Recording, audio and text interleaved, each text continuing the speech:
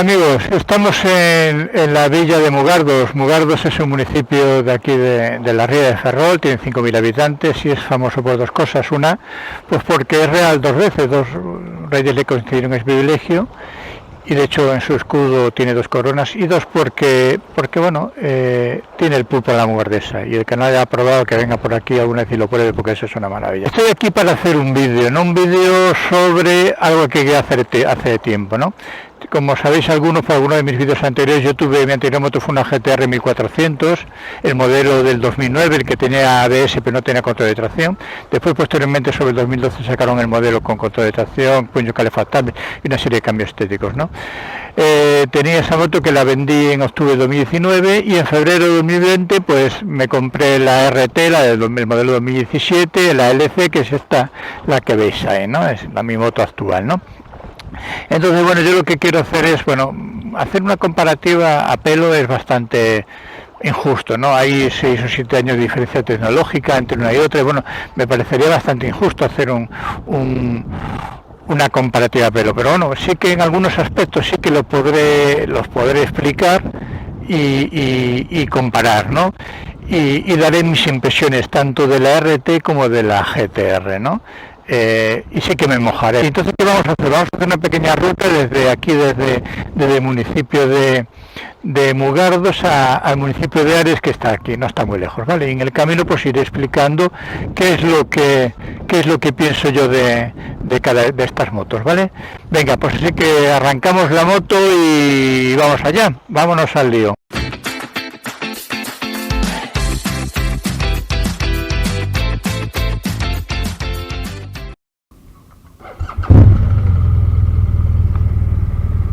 Salimos del puerto de Mugardos y nos vamos para Ares. Y en el camino pues os voy a ir contando todo. Voy a subir la pantalla a la posición más elevada, que quiera que no, me quita aire y me vais a escuchar mejor. Y aparte, bueno, voy despacito porque bueno, Ares no está muy lejos y os tengo que contar muchas cosas, ¿vale? Vamos a empezar con el motor. Bueno, Kawasaki monta un motor de 4 cilindros, inyección electrónica, son 1400 centímetros cúbicos y 155 caballos, una auténtica bestia, es una pasada. Ese motor estaba muy probado, ya venía de la ZZR y eso, bueno, la capacidad de reacción que tiene ese motor es la leche, y encima, bueno, a mí me encantaba el sonido a 90 en cuarta era una maravilla, ¿no? La BMW, bueno, el motor boxer, lo odias o lo amas, son 125 caballos, 1200. Yo siempre diré que para mí, en mi opinión, es un poco tosca en las marchas cortas, pero bueno, una vez que te metes en carretera, en las marchas largas es una maravilla. O sea que yo no tengo ninguna pega, aparte que yo me adapto muy bien. Ya os digo, llevo año y medio, 10.000 kilómetros, me adapto muy bien a ese motor, o sea que bien, sin pegas. Empezando por la parte delantera hacia atrás de la moto, ¿no? Si empezamos por la óptica, bien, la BMW tiene dos faros muy potentes, tiene luces de día y luces automáticas, aparte tiene una parte de LED, ¿vale?, para las luces de día, y muy bien, bueno, el alumbrado es muy bueno. Mira el dálmata, qué bonito, me está saludando. Kawasaki montaba dos pedazos de faros también enormes, o sea que muy potentes, o sea que en el aspecto lumínico muy bien, los dos, no me pega. La pantalla eléctrica regulable, bueno, pues las dos montan esta pantalla regulable en altura desde el manillar. Y ¿qué tiene aquí de bueno la BMW? Bueno, pues la BMW tiene esa aerodinámica muy lograda, ¿vale? Yo compré la moto en Barcelona, entonces vine desde allá para acá en ella, y cuando llegué a Galicia me empezó a llover. No te mojas, si la pones en posición más alta, yo mido unos 76 y no te mojas. Entonces, bueno, en ese aspecto yo no puedo decir más que cosas buenas de la aerodinámica de la BMW. Aparte de eso, como veis aquí tiene estos dos deflectores, ¿vale?, bueno, también te ayudan a no mojarte. No te mojas ni las piernas, ni... Bueno, ya os digo, muy bien. Kawasaki, la pantalla era más pequeña. Después en el modelo 2011 sacó unas modificaciones y entre esas modificaciones puso una pantalla más grande, ¿vale? Y fue mejor la cosa, por la gente que conozco. Pero bueno, en la que tenía yo, la pantalla era más pequeña y esta aerodinámica de la BMW es brutal, ¿no? Bien, los espejos, bueno, yo me quejo, los espejos de la BMW aquí veis, yo los veo ridículos. Yo no sé por qué no aprovecharon este espacio de aquí, de los laterales, para hacer los 2 o 3 centímetros más grandes, que tampoco tenían por qué hacer la moto más ancha, ¿no? Yo a lo mejor porque vengo de los espejos de BMW, de la Kawa, que eran bastante más grandes y tenían un campo de visión mucho más elevado, ¿no? Entonces, bueno, me quejo de que hayan hecho los espejos tan pequeños, ¿no? Bien, el cuadro, las 2 motos tienen un cuadro en el que tienen una parte analógica y una parte digital. La parte analógica, bueno, el cuadro del velocímetro y las revoluciones, y la parte digital de BMW está muy lograda porque, bueno, primero es muy agradable a la vista, está en color y te ofrece mucha información. Ya veremos toda la información esa, pero ya ahí te la a primera vista. Y aparte, bueno, aquí veis con esta piña que maneja aquí, esta rueda, manejas todo el menú. Kawasaki, el apartado digital era mucho más espartano, blanco y negro, y aparte para manejarlo tenías que ir a presionar en el cuadro, ¿no? Bien, aquí como veis yo tengo puesto un navegador. El BMW tiene ya el hueco para la preinstalación de navegador y el hueco para navegador suyo. Yo compré un adaptador porque yo tengo un TomTom Raider 410 y con ese adaptador que vende una empresa italiana, pues lo pones. Queda aquí un poco más sobrelevado, lo veis, no queda tan encajado, pero bueno, a mí me servía y no me quería gastar otra vez la pasta en ese navegador, ¿no? La Kawasaki, hay un adaptador también, va aquí montado en la parte más abajo, pero bueno, que también le puedes adaptar el navegador, ¿vale? Bien, sigamos para atrás. Bien, la llave, el encendido es por llave, el sistema keyless, las 2. BMW ya lo montaba en el 2008, perdón, Kawasaki, un error, Kawasaki ya lo montaba en el 2008. BMW tardó unos cuantos años en montarlo, parece. Ahí Kawasaki le ganó a BMW, pero bueno, ahora mismo con el mando a distancia de BMW manejas el control de la alarma, o sea que puedes, cuando te vas, dejas la alarma puesta, y aparte también el cierre centralizado de la moto, ¿no? Bien, ¿qué más? Si seguimos para atrás, vamos a seguir. El depósito de combustible, en la BMW son 25 litros, de los cuales 4 son de reserva, y de la Kawasaki eran 22, quiero recordar, ¿no? Sigamos para atrás. Vamos a hablar de la ergonomía un poco, ¿vale? La ergonomía, que es la GTR, la gente se queja de que, bueno, no se quejaba, ¿no? A mí me decían de que iban un pelín hechos para adelante. Yo no lo aprecio. Yo aquí en la BMW voy evidentemente mucho más erguido que en la Kawasaki, pero en la Kawasaki tampoco vas muy echado hacia adelante. O sea que yo por eso no dejaría de comprar una moto u otra. El piloto va unos grados, voy con una comparativa de 2 fotos que ahí les vais a ver, pero bueno, para mí no es apreciable. El pasajero va más levantado en la Kawasaki, la visión es por encima del casco del piloto, pero bueno, en la BMW también no tanto, pero también. Ambas motos son muy cómodas para hacer rutas, muy cómodas. Ya os digo que yo he hecho viajes muy largos y en las dos, en la Kawa fui siempre muy cómodo, ¿no?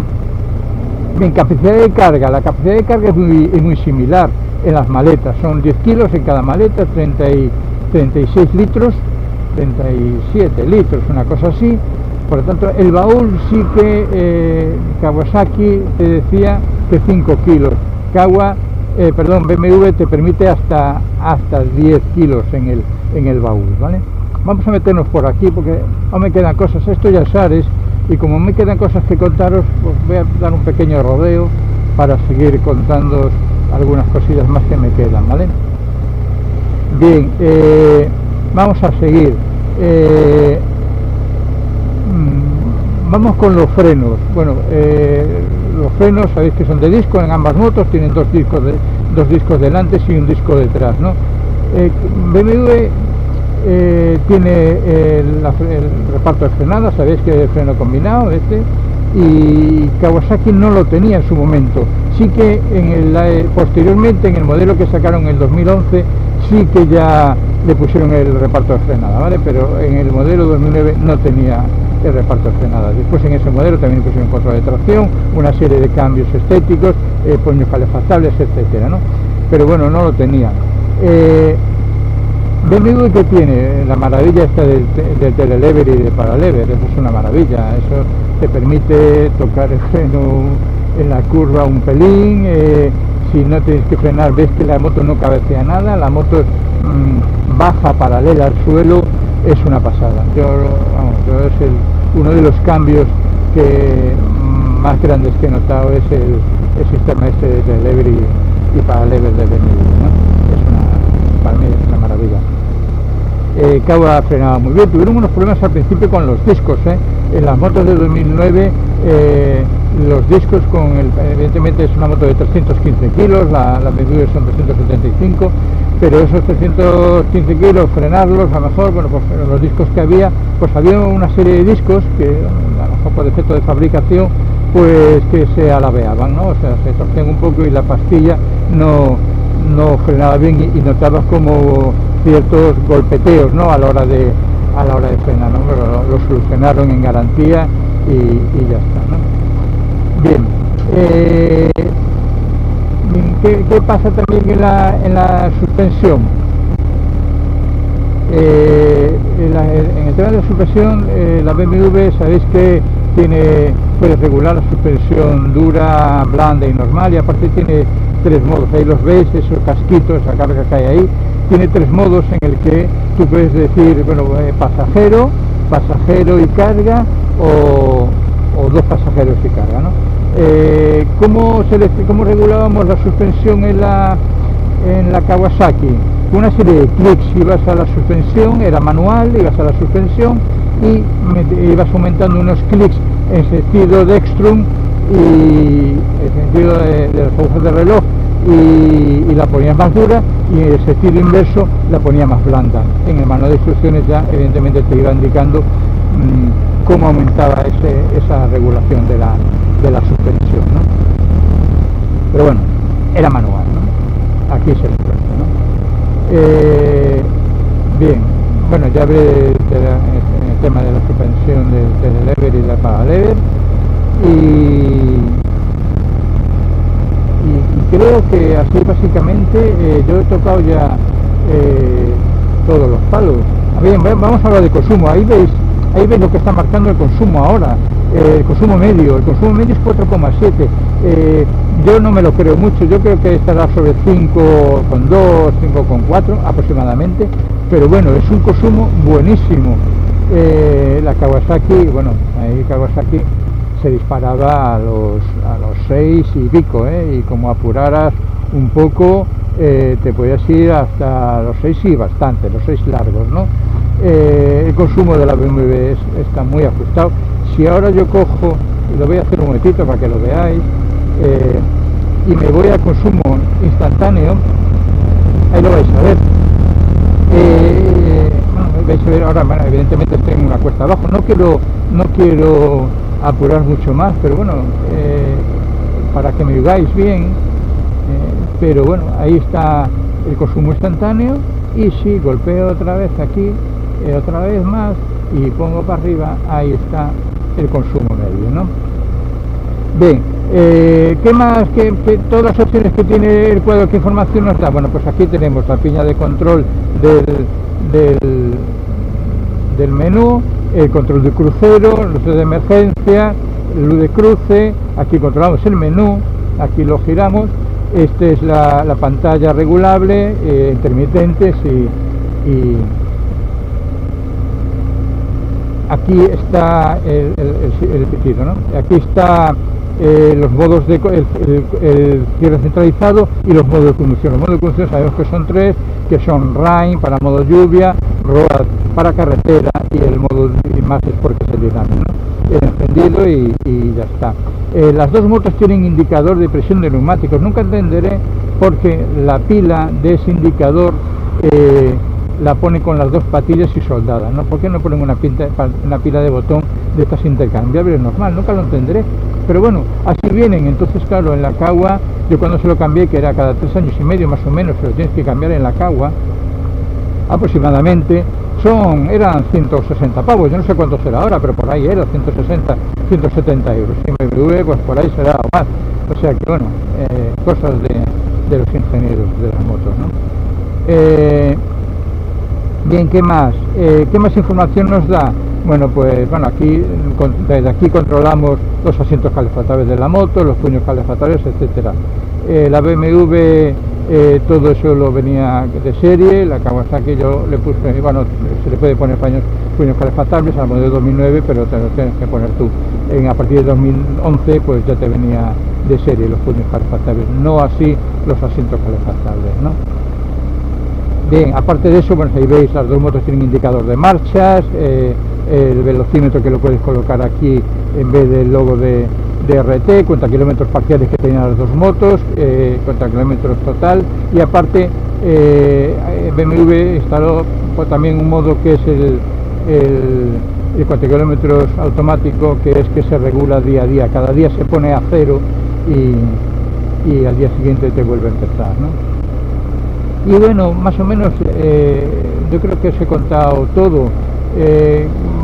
Mantenimientos, bien, el mantenimiento en la BMW ya sabemos cómo es BMW, ¿no? BMW son cada 10.000 kilómetros, los regajes de válvulas son cada 20.000 kilómetros y bueno, los mantenimientos son una pasta. Es BMW, macho, o sea que son una pasta los mantenimientos. Kawasaki hacía las revisiones cada 15.000 y los reglajes de válvulas cada 40.000. Muy bien, y el gasto era normal, ¿no? Era una moto de esa cilindrada, de ese porte, bueno, pues evidentemente no es igual que una moto de mucho menos porte, pero eran precios normales, ¿no? BMW ya sabemos lo que hay, ¿no? Bien, entonces como resumen, ¿qué diría? Bueno, pues la BMW es una moto muy ágil, viene muy completa, el modo el cambio Pro es, bueno, una vez que te acostumbras es una maravilla, no es un cambio automático, es una asistencia al cambio que te permite, bueno, cambiar sin darle embrague. Yo me he acostumbrado muy bien a subir marchas, no a bajarlas aún me cuesta porque me da la impresión de que voy a romper algo, ¿no? Lo tomo como más brusco, ¿no? Está quizá menos logrado, ¿no? Pero está muy bien y yo lo estoy utilizando mucho, ¿no? Es una moto muy ágil, muy fácil de entrar y salir de las curvas. La Kawasaki me costaba más entrarlas, no era la moto más pesada, por lo tanto, pero bueno, bien, se responden muy bien ambas motos, pero yo en el tema de las curvas, la agilidad de la BMW es una maravilla. Las dos motos para viajar son estupendas, puedes hacer cientos de kilómetros que no te cansas, los asientos son muy cómodos y las posiciones son muy cómodas, o sea que muy bien por las dos motos. Ya os digo, la agilidad en las curvas yo la noto mejor la BMW. ¿Qué tiene la Kawasaki? La Kawasaki no deja de ser una moto muy pesada. Como te metas en ciudad con ella y tengas que andar arrancando, como lleves pasajero y como lleves carga, cuidado, lo puedes pasar mal. Pero una vez que está en carretera es una maravilla esa moto. Yo estoy contentísima. Yo no estoy diciendo pegas por decir alguna, por contras que tiene, pero tiene muchísimas cosas a favor que ya os he ido diciendo, ¿no? Y la BMW, bueno, pues es lo que hay, la RT, la Touring Total. Si os gusta una moto que tenga para viajar y tenga un pelín más de punto sport, de toque sport, la GTR es vuestra moto. Si queréis una moto rutera con toque touring total, la RT. No os vais a equivocar, compréis la moto que compréis si vais a viajar, pero bueno, la GTR tiene ese punto, en un momento dado le quitas la maleta, le quitas el baúl y la estética es de una R total, ¿vale? O sea que, bueno, no os vais a equivocar con cualquiera de las motos. Bueno, ya hemos llegado, estamos en el puerto de Ares y aquí hemos acabado, aquí acabamos y bueno, espero que os haya gustado. Venga, hasta luego amigos.